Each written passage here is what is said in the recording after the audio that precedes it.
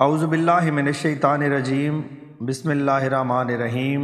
السلام علیکم ناظرین، میں ہوں سید علی نقوی اور آپ دیکھ رہے ہیں دی علی نقوی آفیشیل۔ اقبال شناسی کے سلسلے کی ایک اور غزل کے ساتھ حاضر خدمت ہوں، تو چلتے ہیں اور آج کی غزل کو سمجھنے کی کوشش کرتے ہیں۔ مٹا دیا میرے ساقی نے عالم من و تو، پلا کے مجھ کو میں لا الہ الا ہو۔ مشکل الفاظ میں ساقی پلانے والا یہاں مراد اللہ تعالی۔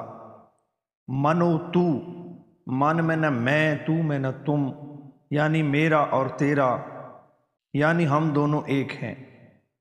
میں لا الہ الا ہو، کلمہ طیبہ کا انعام، یعنی شراب توحید۔ اس غزل کے مطلع میں اقبال کہتے ہیں کہ پالنے والے کے حسب ارشاد من و تو کا فرق مٹا دیا ہے۔ کہنے کا مطلب ہے کہ خدا کے سوا عبادت کے لائق اور کوئی فرد نہیں ہے، اور اسی کے سبب میں اور تو کا فرق مٹا کر کوئی امتیاز باقی نہیں رکھا گیا۔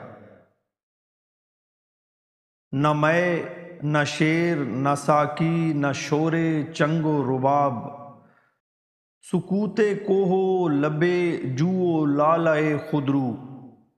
مشکل الفاظ میں میں یعنی شراب، ساقی یعنی پلانے والا، شور چنگ و رباب یعنی راگ رنگ کا شور، سکوت یعنی خاموشی، کوہ یعنی پہاڑ، لب جو یعنی ندی کے کنارے، لالۂ خودرو قدرتی طور پر اگا ہوا لالا کا پھول۔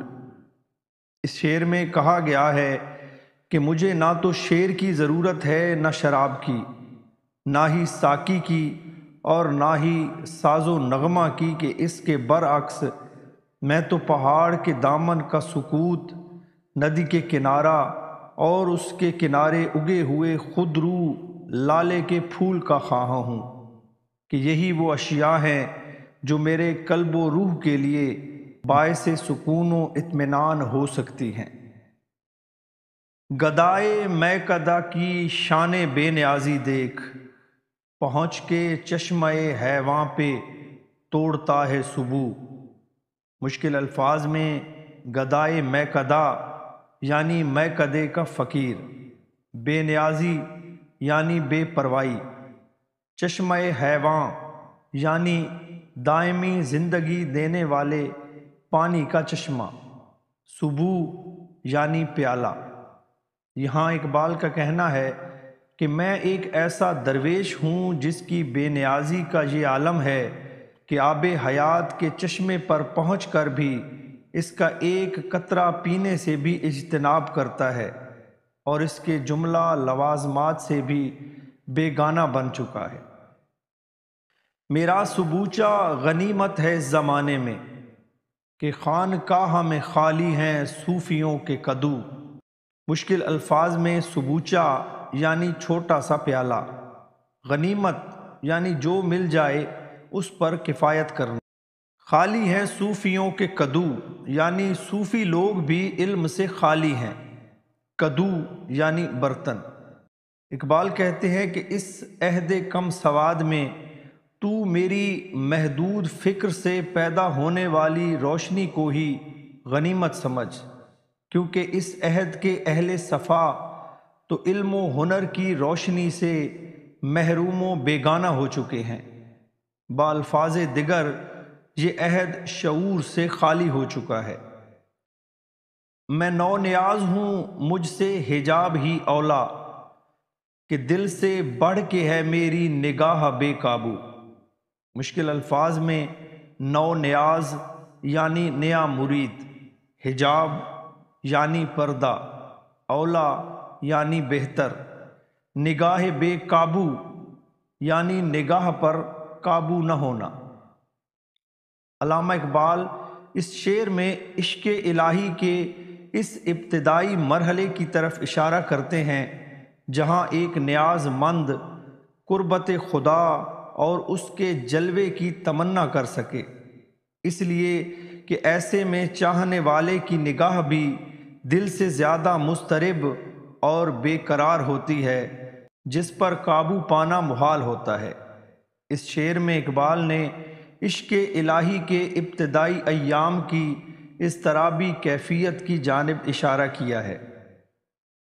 اگرچہ بحر کی موجوں میں ہے مقام اس کا، صفائے پاکی طینت سے ہے گوہر کا وضو۔ مشکل الفاظ میں بحر یعنی سمندر، موج یعنی لہر، پاکی طینت یعنی فطرت کی پاک بازی، گوہر یعنی موتی۔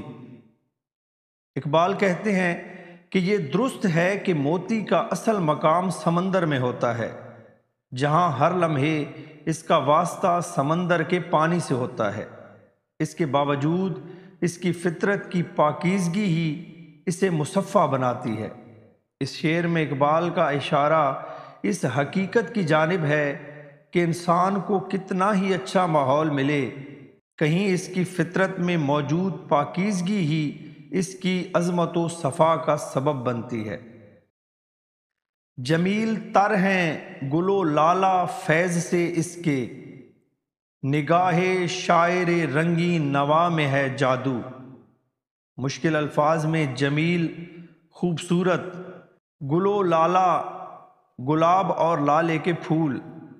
اقبال کہتے ہیں کہ یہ خوبصورت اور باصلاحیت شاعر کی صلاحیتوں کا کمال ہے کہ جب وہ اپنے اشعار میں پھولوں کا ذکر کرتا ہے تو اس کے تخلیقی فیض کے سبب یہ پھول بھی زیادہ شاداب اور خوش رنگ نظر آتے ہیں۔ تو یہ تھی آج کی غزل، امید ہے آپ کو پسند آئی ہوگی۔ اپنا بہت خیال رکھیے گا۔ اللہ حافظ۔